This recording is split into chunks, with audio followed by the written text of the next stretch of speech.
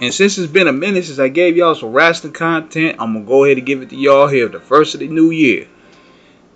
After pretty much 8 or 9 month experiment, I have to say, man, Division is not it. They're really trying to push Division as being like this generation era or this modern era version of Evolution, but the difference is it's just not it, man.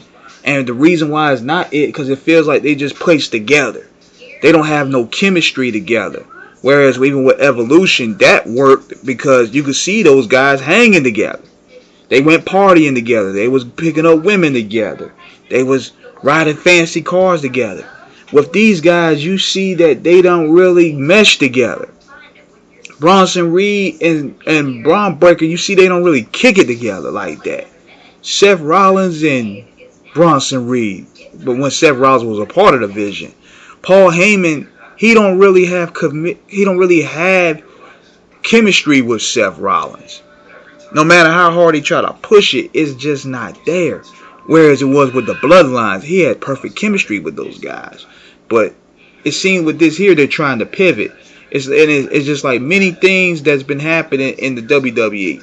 They create big moments, but no good story to follow because that's all they're doing right now. They're booking on the fly. They're booking for the moment. And Paul Heyman turning on Roman Reigns and CM Punk was a shocking moment. It made great TV, but following up, it's like they don't know what to do.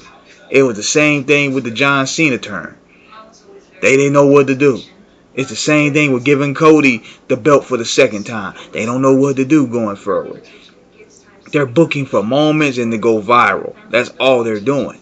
Because nothing has a story. Nothing has a staplement. And you're starting to see it. And they're trying to book them like Evolution. They're kicking everybody ass every single week on Mondays. But it's not generating new interest. It's not. And then we live at a time where your baby faces, you gotta have the baby face to create the antagonist. Who after CM Punk is a great antagonist for these guys? And CM Punk is pretty much almost hitting 50 right now. Cody Rhodes is on SmackDown. But who can you put on Raw? LA Knight is even in his 40s.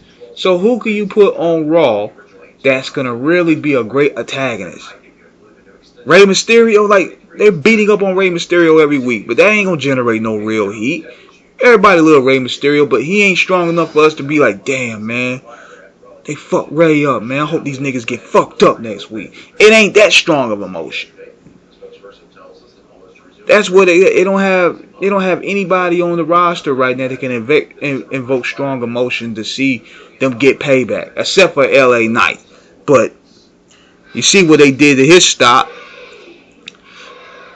and it just seemed like that's just been the story of the WWE for the past year now. Like they're just throwing anything at the wall, hoping that it stick. Paul Heyman is really trying, but as gifted as he is, he can only do so much, man. Then they bring Austin Theory in. I'm like, so we supposed to forget the fact that this guy hasn't been booked as a joke for the past 2 years, so now we got to take him serious as a badass.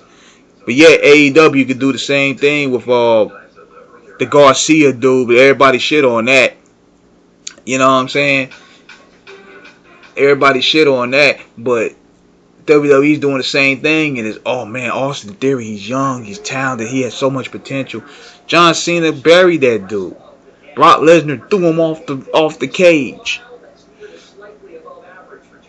He was poised for greatness, but at the same time, they let it evaporate later on. So let me know what you guys think, man. Subscribe, hit the like button, peace.